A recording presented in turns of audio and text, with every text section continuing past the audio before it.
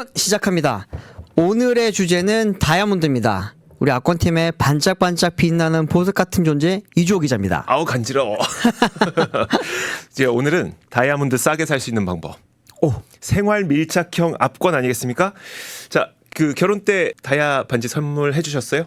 네, 그때 정말 깜짝 놀랐습니다. 저는 캐럿이라는 단위가 그렇게 비싼지 몰랐거든요. 그렇죠. 당연히 못했죠, 캐럿을. 아, 그러니까요. 다들 그래서 5부, 3부 이렇게 하긴 하는데, 자, 오늘 제가 해드릴 이야기는 랩그로운 다이아몬드인데 아마 요즘에 많이 아시겠지만 혹시 모르실 수 있는 분들을 위해서 랩그로운 다이아몬드가 뭔지부터 말씀을 드리겠습니다. 랩그로운 다이아몬드는 랩 실험실에서 그로운, 자라난다, 키웠다 라고 해서 랩그로운 다이아몬드라고 하죠. 랩그로운 다이아몬드를 만들 때 처음에 실험실에서 다이아몬드 씨앗을 놓고요. 거기에다가 탄소가 씨앗에 하나씩 들러붙으면서 다이아몬드가 자라나게 됩니다. 모조 다이아몬드나 큐빅과는 전혀 다르고요. 그러니까 천연 다이아몬드랑 100% 물성과 조성이 모두 동일하다고 보시면 돼요. 그래서 제가 표 하나 준비했는데 그 화학 조성도 그냥 탄소, 네. 천연이나 합성이나 결정 구조도 큐빅, 뭐 굴절률, 분산, 경도, 비중 모두 다 동일합니다. 똑같네요, 그냥. 같은 거예요, 같은 거. 근데 그 다이아몬드라고 하는 게 원래 지하 120km 이하에서 굉장히 깊은 지하에서 고온 고압에 만들어진 게 다이아몬드인데 그러면 그 고온 고압을 실험실에서 해주면 되지 않겠냐 그럴 수 있겠죠. 해서 실험실에서 만든 게 바로 랩그로운 다이아몬드. 그러니까 결국은 어디서 만들어졌느냐의 차이만 있을 뿐이지 네. 똑같습니다. 약간 그런 게 생각나네요. 우리가 자연산 화로회를 먹느냐, 양식회를 먹느냐 이런 느낌도 살짝 드는데. 그런 차이도 있고 뭐 일종의 이런 거죠. 밖에서 언 고드름과 냉장고 안에서 언 고드름. 그럼 다른 고드름이야? 같은 고드름인가? 그 애매하죠. 네. 근데 어쨌든 실험실에서 만들어졌기 때문에 가격 차이는 적게는 2배에서 많게는 5배까지도 납니다. 근데 오늘 제가 해드릴 랩그로운 다이아몬드의 이야기는 다이아몬드 산업 뒤에 있었던 유대계의 거대 자본 권력이 있었거든요. 네. 그게 러시아에 의해서 무너지게 되면서 랩그로운 다이아몬드가 시장에 나올 수 있었다. 이야, 잠깐만요. 러시아, 다이아몬드, 유대교 다 지금 연결이 안 되거든요. 음모론 같죠, 음모론. 네. 근데 그게 다 있었습니다. 자, 요즘엔 모든 것이 다 올라가는 세상이잖아요. 그렇죠. 물가가 다 높습니다. 근데 다이아몬드 가격 한번 보시죠. 다이아몬드 가격은 바닥 모르고 추락하고 있습니다. 좀 이상하네요. 굉장히 많이 떨어지고 있어요. 뭐 다들 그 생각하실 거예요. 아, 랩그로운 다이아몬드 때문에 이런 일이 벌어졌구나. 근데 그보다 훨씬 더 큰 일이 벌어지고 있습니다. 다이아몬드계의 거물이라고 하면 다들 드비어스를 떠올리실 텐데 드비어스라고 하는 기업은 세실 로즈라고 하는 사람이 유대계 자본인 로스차일드의 돈을 받아서 이제 광산을 통합하기 시작하면서 생긴 기업이거든요. 야, 로스차일드 안 빠지는 데가 없네요. 지난 5월 14일에 나온 뉴스거든요. 드비어스가 앵글로 아메리칸이라는 이 모회사 아래 자회사로 있었어요. 네. 그걸 팔겠다는 얘기가 나옵니다. 오. 다이아몬드 가격이 이렇게 떨어지다 보니까 뭐 자회사 이제 팔아버리는 거죠. 돈이 안 된다는 건가요, 진짜? 그러니까요. 자, 이게 어떤 사연이 있었는지 한번 보도록 하겠습니다. 일단 세계에서 가장 다이아몬드를 많이 생산하는 세계 최대 다이아몬드 생산국 어딜 것 같으세요? 아프리카 아닌가요? 사실 아프리카가 보면 이제 착취를 해서 막 그렇게 다이아몬드를 채굴 한다는 이야기를 많이 들었던 것 같은데. 그러니까요. 네. 근데 세계 최대 다이아몬드 생산국은 알고 보니 러시아였습니다. 말도 안 돼. 저 이거 보고 깜짝 놀랐는데 러시아의 생산량이 가장 많습니다. 그리고 그 밑에 보츠나와 여기가 이제 남아프리카 쪽에 있는 국가고요. 네. 캐나다를 제외하면 앙골라, 남아프리카 공화국, 콩고 민주공화국, 나미비아, 레소토 이 모든 국가들이 다 남아프리카에 있는 국가가 맞긴 해요. 네. 그래서 남아프리카를 대륙으로 따져놓고 보면 러시아보다 많긴 하지만 국가로 따져보면 러시아가 세계 최대 생산 국가는 맞습니다. 압도적으로 많이 생산을 하네요, 진짜. 그러다 보니까 다시 한번 보시면 네. 그 다이아몬드 가격이 지금 제가 뭐 많이 떨어졌다고 말씀드렸지만 2022년에 엄청나게 다이아몬드 가격이 올라가잖아요. 네. 러시아 우크라이나 전쟁 때문에 그렇습니다. 모든 것이 러시아가 연결되죠? 생산을 못하니까 다이아몬드 가격이 올라갔던 거예요. 그렇죠. 그러면? 네. 자, 그래서 실제로 다이아몬드 시장의 기업별 그 점유율을 살펴보면 알로사가 러시아 국영 다이아몬드 채굴 기업이에요. 네. 여기가 거의 30%. 그다음에 방금 전에 말씀드렸던 우리가 그 막강한 유대계의 거대 권력이라고 할 수 있는 드비어스 여기가 29%를 차지하고 있고요. 나머지 뭐 리오틴토라든지 광산 기술이 있으면 네. 다이아몬드도 합니다. 그래서 리오틴토도 4% 차지하고 있고요. 이런 식으로 시장은 구성이 되어 있습니다. 하긴 뭐 땅 파는 기술이 있으면 파고 들어가다 보면 다이아몬드 채굴을 할 수도 있겠네요. 네. 러시아의 알로사는 국영 다이아몬드 채굴 기업이라고 말씀드렸고 드비어스는 지금 그 시장 점유율 2위를 차지하고 있는데 다시 한번 세계 채굴량을 보시면요. 드비어스는 영국에 본사를 두고 있는 기업이거든요. 네. 근데 여기 영국이 한 곳도 없죠. 네네. 그게 바로 드비어스는 보츠나와 앙골라, 남아프리카 공화국 이런 남아프리카 쪽의 광산을 대부분 보유하고 있는 게 바로 드비어스라는 회사입니다. 아. 사실 드비어스의 지분을 보면은 네. 아까 말씀드렸던 모기업이 앵글로 아메리칸이라 그랬잖아요. 네. 앵글로 아메리칸이 85% 지분을 들고 있는데 나머지 15% 지분은 보츠나와 정부가 갖고 있어요. 오. 보츠나와 정부가 이제 보츠나와에 있는 광산을 이용할 수 있게 하면서 대신 지분을 15% 정부가 들고 있는 이런 구조를 갖고 있거든요. 네. 그래서 어쨌든 이제 남아프리카 지역에서 생산되는 물량은 대부분 드비어스 거다. 이렇게 보시면 될 것 같습니다. 참고로 그 다이아몬드 산업을 블러드 다이아몬드라고 부르는 이유는 네. 이 남아프리카 지역에 있는 광산에서 다이아몬드를 채굴해서 번 돈으로 이 지역의 전쟁 무기 자금으로 쓰였기 때문에 그렇게 부르는 거고 아. 또 그 다이아몬드를 채굴하는 과정에서 아동 착취를 하고 네. 또 노동 환경이 너무 열악해서 채굴하다가 많은 분들이 뭐 팔이 잘리는 사고를 당한다든지 목숨을 잃는다든지 이런 일들이 너무 많았기 때문에 블러드 다이아몬드라고 부르거든요. 그래서 이거를 막기 위해서 분쟁 지역의 다이아몬드는 거래하지 않겠다라고 하는 킴벌리 프로세스가 유엔에 의해서 2003년 발효되긴 했는데 네네. 여전히 이 문제는 해결되지 않은 것으로 좀 평가가 되고 있습니다. 자, 이 드비어스라고 하는 기업이 어떤 기업이냐면 한때 전 세계 90%의 다이아 시장을 장악했던 기업이에요. 이야, 엄청나네요. 이 정도 독점이면 누가 뭐라 해도 말을 들어야 됩니다. 그렇죠. 그래서 이 다이아몬드라고 하는 산업이 다이아몬드 원석을 광산에서 채굴을 해서 네. 이렇게 세공하기 좋은 크기로 절삭을 합니다. 아. 그 다음에 그 절삭된 다이아몬드 원석을 연마를 해서 우리가 흔히 보는 그 나석, 네. 예쁘게 깎인 나석으로 만들고 그걸 세공하는 과정을 거쳐서 소비자에게 전달이 되거든요. 그런데 이 드비어스는 90% 시장을 장악했을 때 원석의 채굴부터 광산도 갖고 있으니까요. 채굴부터 나석을 유통하는 과정까지 모든 생산과 유통 과정을 다 잡고 있었어요. 밸류 체인을 다 갖고 있으면 지들 건데 산업이. 그러니까요. 당시에 그 전 세계 광산의 대부분을 드비어스가 소유하고 있었기 때문에 이런 구조가 가능했던 건데 네. 이 시기에는 어떤 구조였었냐면 아무리 누군가가 새로운 다이아몬드 광맥을 발견했다고 하더라도 드비어스가 아니면 납품할 곳이 없었습니다. 그렇겠네요. 그러니까 새로운 광산을 발견한 사람도 결국 납품을 하다가 광산의 지분 구조가 드비어스에게 일부 흘러 들어가게 되고 결국 광산까지도 드비어스게 되는 그런 일들이 비일비재하게 이루어졌었기 때문에 그 당시에는 드비어스를 통하지 않고는 다이아몬드를 채굴할 수도 유통할 수도 뭐 연마할 수도 없는 그런 구조였었어요. 그러다가 이 시장 구조가 바뀐 게 언제였었냐면 1960년대에 소련이 네. 당시 소련이 다이아몬드 시장에 등장을 하게 됩니다. 왜 갑자기 등장했어요?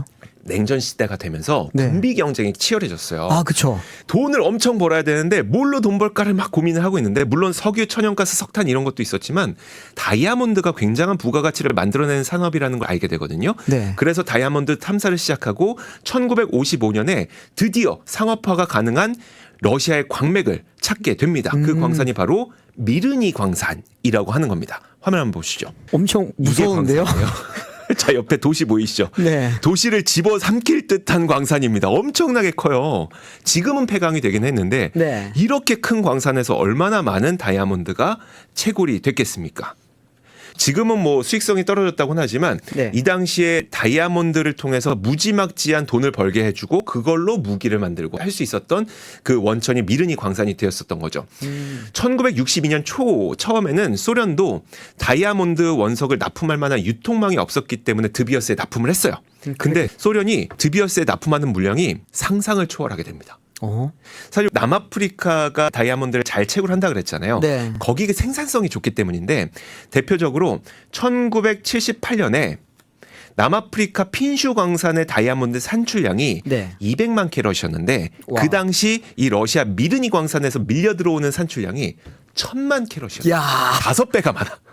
이거 러시아 써야 되네. 그러니까 이게 도저히 물량이 감당할 수 없을 만큼 늘어나게 된 거예요. 네. 사실 과거에는 디비어스가 이제 워낙 생산과 유통을 모두 갖고 있었기 때문에 물량 조절이 가능했었거든요. 네. 이게 디비어스 카르텔이라고 부르는데 하지만 소련이라고 하는 국가는 자본주의 국가가 아닙니다. 그렇죠. 그리고 지금 소련은 군비 경쟁을 위해서 끝없이 막대한 돈이 필요한 상황이었잖아요. 네. 그럼 이들은 디비어스 카르텔에서 야 너희 물량 조절해.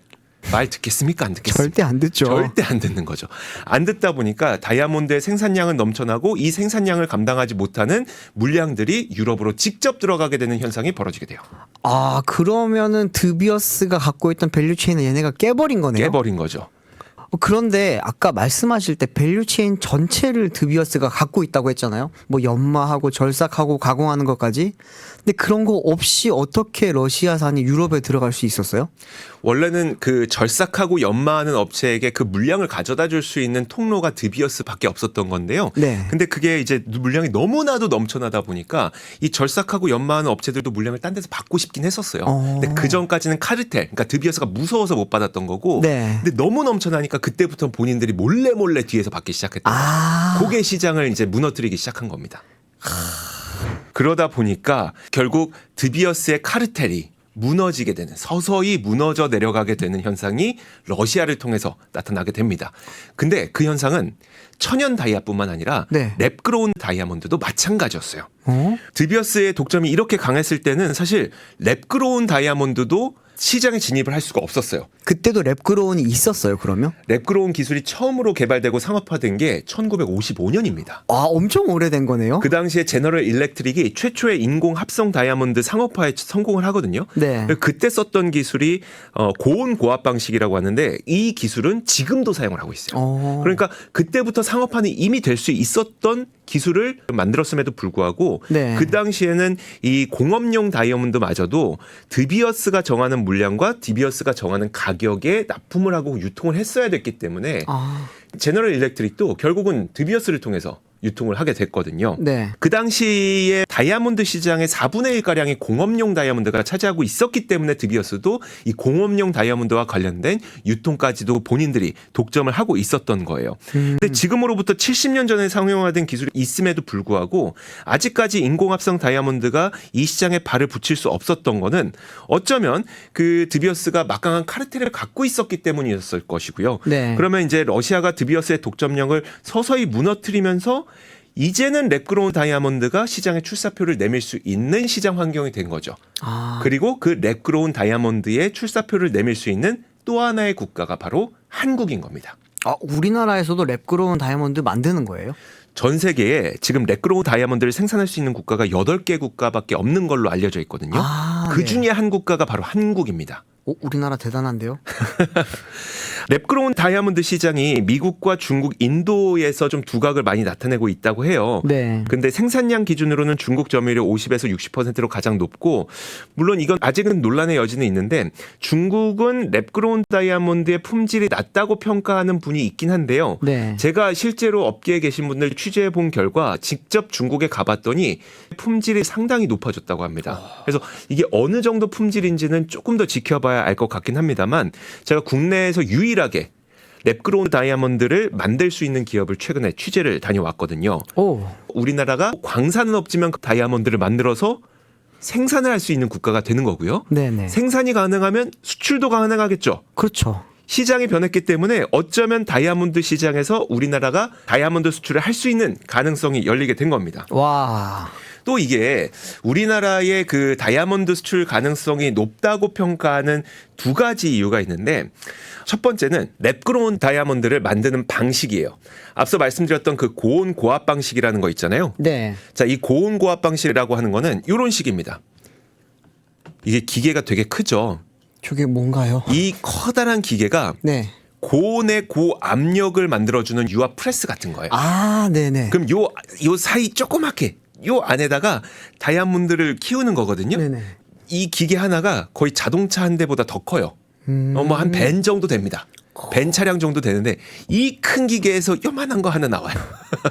어떻게 보면은 저 각각의 프레스 하나하나가 지구 역할을 한다고 볼 수도 있겠네요. 그렇죠. 이 큰 기계에서 쬐끄만한 다이아몬드 원석 하나가 나오는 거기 때문에 네네. 이런 고온 고압 방식은 상당히 쉽긴 한데 좀 땅덩어리가 넓은 곳에서 많이 사용을 합니다. 그래서 그래야 될것 중국에서 같아요. 이걸 사용을 많이 하고요. 네. 대신 우리나라와 같이 좁은 공간에서 만들어야 되는 그런 국가의 경우에는 대부분 화학 증착 방식을 써요.